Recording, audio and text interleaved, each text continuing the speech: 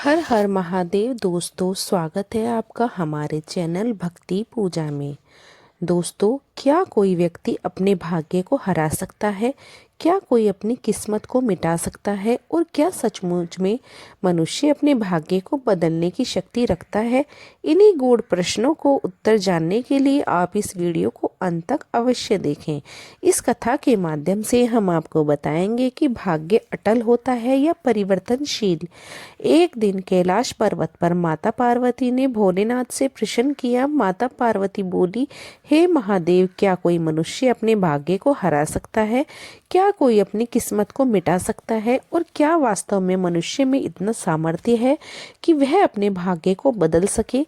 तब भगवान शिव मंद मुस्कान में बोले, पार्वती, यह प्रश्न केवल तुम्हारा नहीं बल्कि हर युग में मनुष्य के मन में उठने वाला सबसे बड़ा प्रश्न है।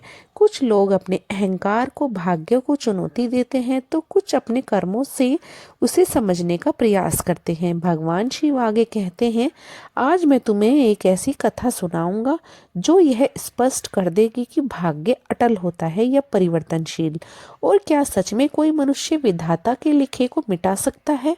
दोस्तों, इसी दिव्य कथा के माध्यम से आज हम जानेंगे कि क्या मनुष्य अपने भाग्य को बदल सकता है या नहीं। इसलिए वीडियो को अंत तक जरूर देखना। वीडियो शुरू करने से पहले आपसे विनम्र अनुरोध है कि वीडियो को पूरा देखें, क्योंकि अधूरा ज्ञान हमेशा भ्रम उत्पन्न करता है। अब आइए आरंभ करते हैं आज का यह रहस्यमय प्रसंग।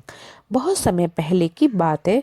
भोले बाबा की पावन नगरी काशी में एक अत्यंत ज्ञानी और सभी शास्त्रों के ज्ञाता महान ज्योतिषाचार्य निवास करते थे। उनकी विद्या और त्रिकालदर्शिता की ख्याति दूर दूर तक फैली हुई थी। रोज दराज से लोग अपना भाग्य जानने के लिए उनके पास आया करते थे। वह केवल जन्मपत्री देखकर ही भूत, भविष्य और वर्तमान का वर्णन करते थे। एक दिन उस ज्योतिषी के घर एक अत्यंत तेजस्वी और सुंदर पुत्र का जन्म हुआ। ज्योतिषी ने उसकी पत्नी ने उस बालक को बड़े प्रेम से पालन पोषण किया और समय बीतता गया। और जब बालक की आयु 7 वर्ष हुई तो उसने देखा कि उसके पिता के समक्ष अनेक लोग बैठे हैं और उनका भाग्य देखा जा रहा है।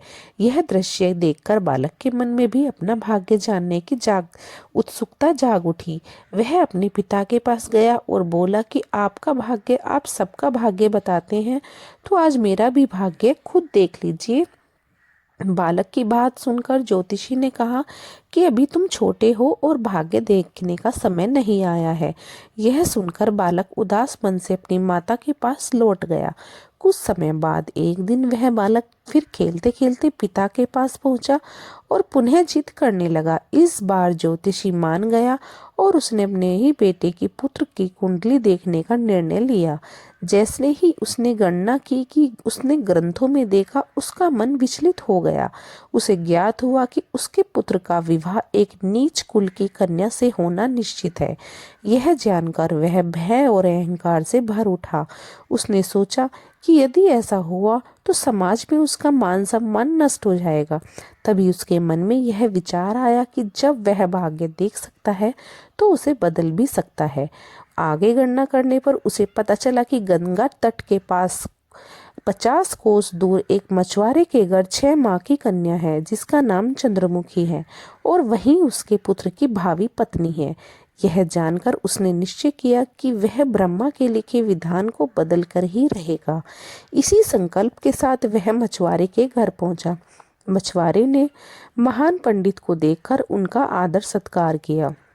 ज्योतिषी ने अपनी कन्या के जन्म और नाम की पुष्टि की और फिर उसे आने वाले संकट का भय दिखाया। उसने कहा कि जब तक यह कन्या घर में रहेगी तुम्हें पुत्र की प्राप्ति नहीं होगी। तुम लालसा में अंधा होकर मछुआरा अपनी नवजात पुत्री उस ज्योतिषी को सौंप देता है। कन्या को लेकर लौटते समय ज्योतिषी के मन में पाप का भय जागता है। वह उसे मार सकता है और न ही उसे जीवित रख सकता है। तब वह एक बढ़ई से लकड़ी का बक्सा बनवाता है, उसमें कन्या को सुलाता है और गंगा में प्रवाहित कर देता है। वह सोचता है कि बक्सा डूब जाएगा और समस्या सदा के लिए समाप्त हो जाएगी। परंतु क्या मनुष्य कोई मनुष्य का भाग्य से बड़ा कोई हो सकता है? क्योंकि जिसके भाग्य में जीवन लिखा हो उसे कैसे मृत्यु मिल सकती है? इसी कारण वह बक्सा गंगा के जल में डूबता नहीं है। माँ गंगा उस बक्से को बहाते बहाते एक गांव के किनारे लगा देती है।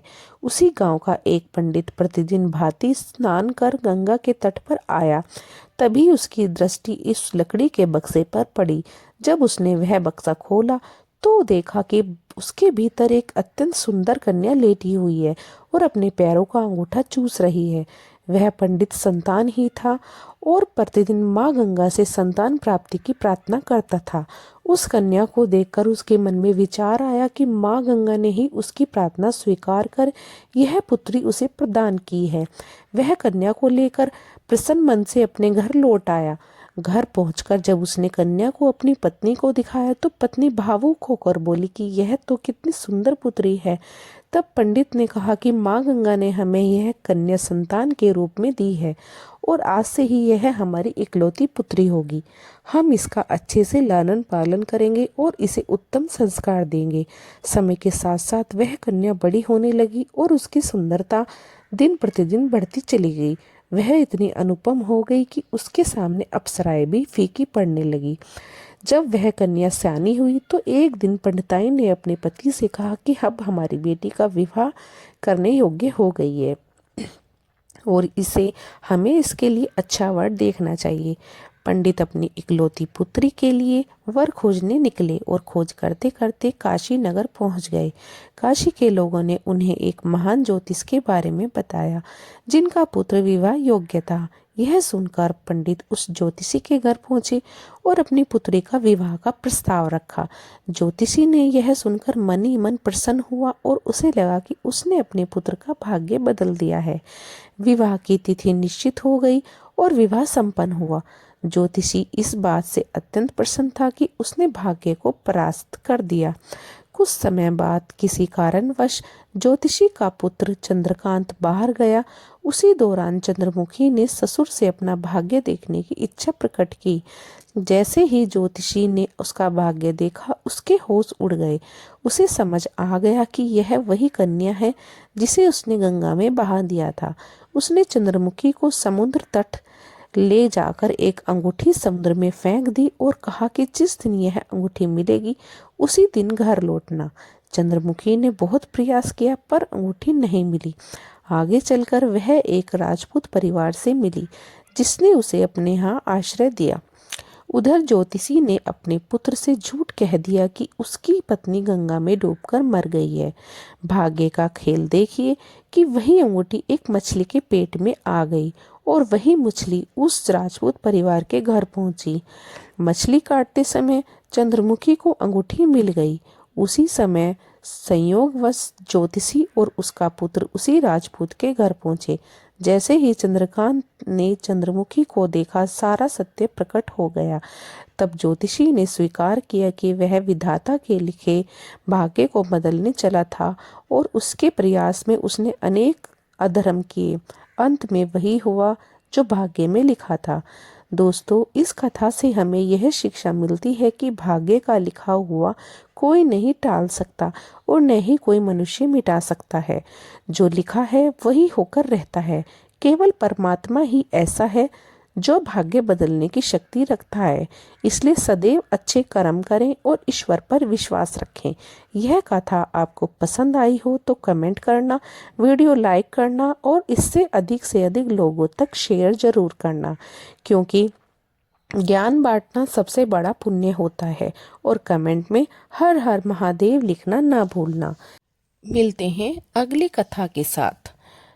तो दोस्तों, आपको कथा पसंद आई हो तो हमारे चैनल को सब्सक्राइब जरूर करना और अपने दोस्तों के साथ शेयर जरूर करना।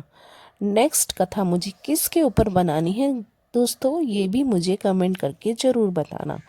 तो बोलो हर हर महादेव, जय श्री कृष्ण।